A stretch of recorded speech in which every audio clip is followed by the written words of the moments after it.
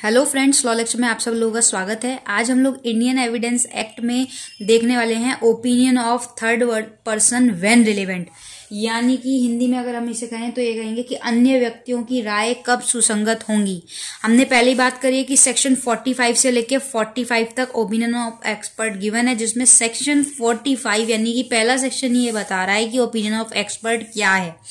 इस पर हमने खूब डिटेल में जो है एक चर्चा कर ली है, तो हम यहाँ पे सिर्फ इसकी रिविजन करेंगे। उसके बाद हम सेक्शन 46 से लेकर 51 तक अच्छे से समझेंगे कि बेयर एक्ट की लैंग्वेज में क्या है विद इलिस्ट्रेशन। तो चलो शुरू करते हैं।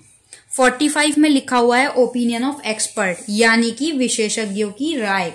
अब विशेषज्ञों की राय क्या कि कोर्ट जब ये फॉर्म करता है कि किसी जो ओपिनियन रिलेटेड रहेगा या तो फॉरेन लॉ, साइंस, आर्ट या आइडेंटिटी में दो पार्ट, या तो हैंडराइटिंग या फिंगर इंप्रेशन। ये ज्यादा डिटेल में जानना है तो आई बटन पे वीडियो आ रही होगी, आप उसको एक बारी देख लेना। अब ओपिनियन ऑफ पर्सन, कौन से पर्सन का ओपिनियन? जो कि स्पेशली स्किल्ड है। उन लोगों के द्वारा जो ओपिनियन आएंगे वो रिलेवेंट फैक्ट माने जाएंगे। और ऐसे व्यक्ति को क्या कहते हैं? ऐसे पर्सन को हम कहते हैं एक्सपर्ट। तो एक्सप्रेस द ओपिनियन, जो ओपिनियन अपने एक्सप्रेस करेंगे, ये अपने ओपिनियन एक्सप्रेस करेंगे ट्रू टू ओथ। जैसे कि ए की डेथ कॉज हो जाती है पॉइजन के थ्रू, जहर के थ्रू। तो यहां पर जो ओपिनियन ऑफ एक्सपर्ट रहेगा, तो एक्सपर्ट बताएगा कि ये सिम्टम्स थे, ठीक है ना, प्रोड्यूस बाय पॉइजन, जो पॉइजन के थ्रू जो सिम्टम्स व्यक्ति में दिखेंगे, ठीक है, यानी ए में जो दिखेंगे, तो वो जो सिम्टम्स बताएगा वो रिलेवेंट फैक्ट माना जाएगा। दूसरी बात, ओपिनियन जो है एक्सपर्ट के जो ओपिनियन रहेंगे क्यों नीडेड है? तो कोर्ट कब नीडेड है? कब है? तो तब है जब कोर्ट, पहली बात तो ये कि अगर कोर्ट एबल है, ठीक है ना, अपने ओपिनियन के लिए खुद ही एबल है ये जानने के लिए कि फैक्ट और सर्कमस्टांसेस ऑफ दिस केस क्या होंगे, तब उस केस में एक्सपर्ट की जरूरत नहीं पड़ती। लेकिन जब कोर्ट जो है वो क्या करता है, उसके अपने ओपिनियन नहीं दे पाता, क्यों नहीं दे पाता? टेक्निकल क्वेश्चन से रिलेटेड, लाइक जैसे हमने ऊपर पहली बात करी, साइंस है, आर्ट है, हैंडराइटिंग वगैरह, फिंगर इंप्रेशन, तो वो नहीं कर पाता, तब जो है एक्सपर्ट के आंसर की नीड पड़ती है, जो कि रिलेवेंट फैक्ट होते हैं। उसके बाद सेक्शन 46 देख लेते हैं। सेक्शन 46 ये कहता है कि ओपिनियन ऑफ 45A ये कहता है कि opinion of examiner of electronic device. तो ये बात सेक्शन 79A में लिखी गई है, इंफॉर्मेशन टेक्नोलॉजी एक्ट 2000 में जो बना था। इसमें कोर्ट जो है ओपिनियन फॉर्म करेगी रिलेटेड टू इंफॉर्मेशन। अब वो इंफॉर्मेशन दो तरीके से हो सकती है, या तो ट्रांसमिटेड हो सकती है या स्टोरेड हो सकती है, स्टोर करके। तो वो कैसे स्टोर होगी? उसमें भी दो पार्ट है, या तो कंप्यूटर रिसोर्स से होगी या इलेक्ट्रॉनिक या डिजिटल फॉर्म में होगी। तो अब उसमें क्या है भाई, एक टेक्नीशियन बुलाया जाएगा, ठीक है ना, एक आईटी का पर्सन आएगा, तो उसका जो ओपिनियन होगा वो रिलेवेंट फैक्ट माना जाएगा। एन एग्जाम्पल, जो हमारे मोबाइल में डेटा सेव रहता है वो भी रिलेवेंट फैक्ट माना जा सकता है, ठीक है। तो यही बात कही। और दूसरी बात ये, क्योंकि ये एक ट्रस्टवर्दी पर्सन पे है, तो गवर्नमेंट के जितने भी आईटी सेक्टर से होंगे या वैसे होंगे, तो उन्हीं को इस केस में बुलाया जाएगा। प्रेफरेंस पहले उन्हें ही दी जाती है। नेक्स्ट बात करते हैं सेक्शन 46 को। सेक्शन 46 ये कहता है fact bearing upon opinion of expert, यानी कि इसमें ये है 46 में ये चीज बोली गई है कि विशेषज्ञों की राय से जो फैक्ट है उनसे संबंधित तथ्य की बात की गई है। तो जहां पर इस तरीके के जो मतलब अदरवाइज जो फैक्ट होंगे वो रिलेवेंट जो है वो जो अदरवाइज जो फैक्ट होते हैं, वो तो हमने ये चीज यहाँ पे देख ली कि उस तरीके के जो फैक्ट होंगे वो रिलेवेंट नहीं होंगे। लेकिन ऐसे जो फैक्ट होंगे जो कि जो क्या कहते हैं एक्सपर्ट के थ्रू सपोर्ट में या इनकंसिस्टेंट होंगे, जो कि एक्सपर्ट इस बात को कहता है, तो इस तरीके के जो फैक्ट होंगे या इस तरीके के जो ओपिनियन होंगे वो रिलेवेंट माने जाएंगे। लाइक इलिस्ट्रेशन देख लेते हैं। क्वेश्चन है कि ए की डेथ जो हुई है वो एक पर्टिकुलर पॉइजन से हुई है। तो यहाँ पर जो फैक्ट है वो ये है कि जो पॉइजन है उस पॉइजन के थ्रू जो पॉइजन हुआ उस पर्सन से, उसकी डेथ हुई। तो जो सर्टेन सिम्टम्स होंगे ना, जो कि एक्सपर्ट बताएगा, या तो हाँ कहेगा या वो मना करेगा उन सिम्टम्स से कि वो ऐसे सिम्टम्स थे या नहीं थे उस पॉइजन में जिससे कि उसकी डेथ हुई, तो वो रिलेवेंट होंगे। ठीक है ना। तो जरूरी नहीं है कि हर बार ही जो है फैक्ट्स तथ्यों के बेस पे जो रिलेवेंट माने जाएंगे, नहीं, अगर वो जो सर्टेन सिम्टम्स होंगे उन सिम्टम्स के पहले सिम्टम्स बताए जाएंगे, जरूर नहीं है कि उस पॉइजन में भी वो सिम्टम्स पाए गए हों, तो उसके हिसाब से जो एक्सपर्ट अपने ओपिनियन देंगे वो रिलेवेंट माने जाएंगे। आगे बात करते हैं सेक्शन 47 की। सेक्शन 47 ये कहता है कि ओपिनियन एज टू हैंडराइटिंग, जैसे हमने पहले ही बात की, यानी कोर्ट फॉर्म करेगा ऐसे ओपिनियन को जो कि बाय हुम डॉक्यूमेंट जो है लाइक रिटन या साइंड होगा पर्टिकुलर एक पर्सन के थ्रू। और ओपिनियन जो है इसमें एक चीज ध्यान देने वाली ये है कि ओपिनियन ऑफ एनी पर्सन, उस पर्सन के थ्रू भी हो सकती है जो कि उस पर्सन की राइटिंग को जो है जानता हो या फैमिलियर हो उस पर्सन की राइटिंग से। ठीक, who was suppose to writing या साइन। अब एक एग्जांपल से समझते हैं। मान लीजिए एक लेटर है जो ए ने बी को लिखा, या अब क्या है यहाँ पे ए और बी दो टेंडर है, और सी यहाँ पे क्या है बी का एक क्लर्क है जो कि लेटर रिसीव करता है, क्योंकि इनका जितना भी डॉक्यूमेंटेशन वर्क रहता है वो सब लेटर पे रहता है, और डी जो है वहां पे फाइलिंग करता है लेटर्स की। तो यहाँ पर जो बी है, सी है, डी है, इन तीनों को क्या है एक ही राइटिंग से फैमिलियर है, तो इनके जो ओपिनियन होंगे वो भी रिलेवेंट माने जाएंगे, क्योंकि उन्हें एक ही राइटिंग से जो है एक्वेंटेड है, फैमिलियर है। 47 ये कह रहा है।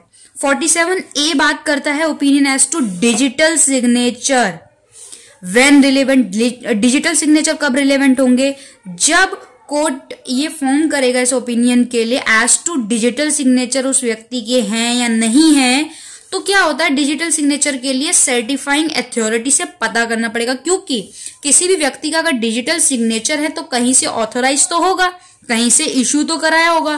तो जो सर्टिफाइंग अथॉरिटी होगी वो बताएगी कि ये डिजिटल सर्टिफिकेट जो उसको दिया है, तो वो जो डिजिटल सर्टिफिकेट देते हैं तो ये सर्टिफाइंग अथॉरिटी बताएगी कि वो सिग्नेचर ओरिजिनल है या नहीं है। तो इस तरीके से जो अथॉरिटी का ओपिनियन होगा वो रिलेवेंट फैक्ट माना जाएगा। उसके बाद बात करते हैं 48 की। 48 सेक्शन में ये लिखा है कि opinion as to existence of right और कस्टम व्हेन रिलेवेंट। तो यहाँ तो इतनी सी बात समझ में आ जानी चाहिए कि राइट की बात कर रहा है, कस्टम की बात कर रहा है, वो कब रिलेवेंट होंगे। तो वो अब क्या है कि अभी तक हमने बात करी थी, अभी तक हम क्या बात कर रहे थे, अभी तक हम ये चीज कह रहे थे कि एक्सपर्ट के ही ओपिनियन माने जाएंगे, लेकिन 47 में बात कर दी गई जो व्यक्ति फैमिलियर होंगे उस पर्सन की राइटिंग की, उसकी ओपिनियन भी रिलेवेंट मानी जाएगी। और 48 में क्या है, ऐसे व्यक्ति, ठीक है ना, ऐसे व्यक्ति जो कि जर्नल जो कस्टम्स और राइट होते हैं वो इसमें इंक्लूड होंगे, क्योंकि और ये कंसीडर कर लिया जाएगा कि एक क्लास ऑफ पर्सन जो है, एक वर्ग जो है वो जानता है। लाइक विलेज वगैरह में देखते हैं आप, तो एक लोकल जो कस्टम होता है वो उन व्यक्तियों को पता होता है, तो उन व्यक्तियों की राय भी, ओपिनियन भी क्या मानी जाएगी, रिलेवेंट मानी जाएगी। उसके बाद सेक्शन 49 बात करता है opinion as to usages, tenets etcetera कब रिलेवेंट होंगे। तो इसमें बहुत ध्यान से देखने वाली बात यह कि कोर्ट ये जो है ओपिनियन फॉर्म तब करेगा जब यूजेस, टेनेंट की बात होगी, एनीबॉडी ऑफ मैन या फैमिली, लाइक एक तरीके से बॉडी ऑफ मैन यानी कि बहुत सारे ग्रुप्स ऑफ पीपल भी मान जाते हैं, उनका कॉन्स्टिट्यूशन या गवर्नमेंट या इस तरीके का कोई रिलीजियस या चैरिटेबल फाउंडेशन होंगे जो कि उस वर्ड या टर्म्स को अच्छे से जानते हों। पर्टिकुलर डिस्ट्रिक्ट ले लीजिए, पर्टिकुलर क्लास ऑफ पीपल ले लीजिए, वो उन वो जो टर्म्स हैं वो टर्मिनोलॉजी को अच्छे से जानते हों, नॉर्मल जो टर्मिनोलॉजी है उसको अच्छे से जानते हों।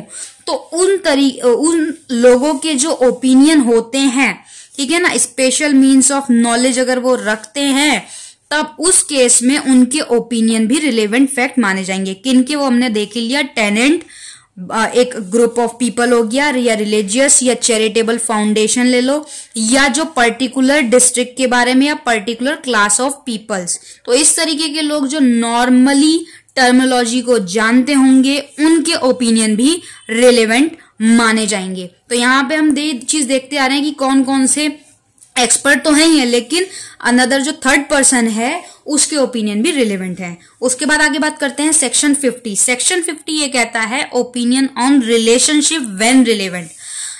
कब वो ऐसे ओपिनियन जो कि रिलेशनशिप से रिलेटेड होते हैं वो कब रिलेवेंट होते हैं? वो तब रिलेवेंट होते हैं जब कि रिलेशनशिप बताए एक पर्सन का किसी दूसरे पर्सन से, एक्सप्रेस्ड बाय कंडक्ट हो या तो, या एग्जिस्टेंस सच रिलेशनशिप एनी अदर पर्सन होगा, या तो फैमिली मेंबर्स होगा, otherwise special means of knowledge उस सब्जेक्ट पे जो रखता होगा वो व्यक्ति अगर बताता है तो ये रिलेवेंट फैक्ट माना जाएगा।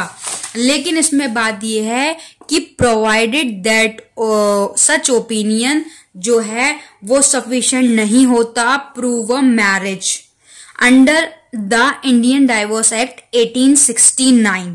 उसमें प्रोसिक्यूशन पर अगर सेक्शन 494, 495, 497, 498 ऑफ आईपीसी की बात करते हैं तो वहां पे ये चीज नहीं होगी। इलिस्ट्रेशन से समझते हैं।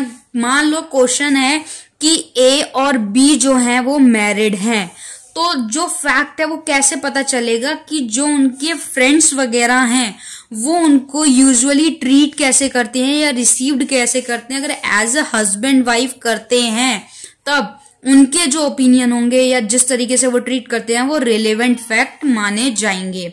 Next and last section, section 51 हमें ये बताता है ग्राउंड ऑफ ओपिनियन, यानी कि जो ग्राउंड ऑफ ओपिनियन को हिंदी में हम इस तरीके से समझेंगे कि इस ग्राउंड ऑफ ओपिनियन का मतलब ये है कि जो राय है उनके जो ग्राउंड्स हैं, जो राय है उनके ग्राउंड्स हैं वो कब रिलेवेंट होंगे? तो ये तभी रिलेवेंट होंगे जब जो जीवित व्यक्ति होगा उससे रिलेटेड होंगे और उसको ये बताना होगा कि उसने अपना ओपिनियन किस ग्राउंड पे दिया है, किस बेस पे दिया है, ओपिनियन किस बेस पे उसने दिया है। तो वो बेस जब बताएगा तो वो क्या होगा, वो बेस भी रिलेवेंट माना जाएगा। यानी ओपिनियन तो है ही है लेकिन वो जो ग्राउंड्स बताएंगे उन्हें भी रिलेवेंट माना जाएगा। इलिस्ट्रेशन से समझते हैं कि जो एक्सपर्ट हैं वो एक गिवन अकाउंट ऑफ एक्सपेरिमेंट की बेसिस पे परफॉर्म करते हैं जिनका पर्पस ही ये होता है कि अपने ओपिनियन को फॉर्म करना।